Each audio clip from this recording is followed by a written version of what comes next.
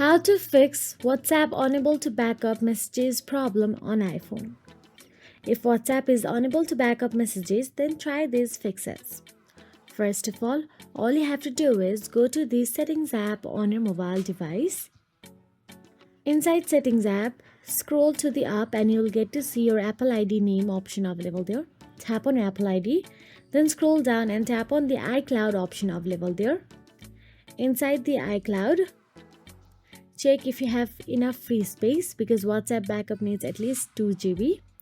Now tap on the iCloud backup and tap on the backup now option available there and backup all the WhatsApp text. I don't have enough space on my phone, so my backup won't proceed. But if you have, then you will get your backup.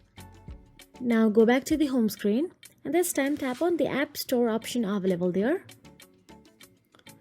And inside the App Store, tap on the search address bar and search for the WhatsApp app.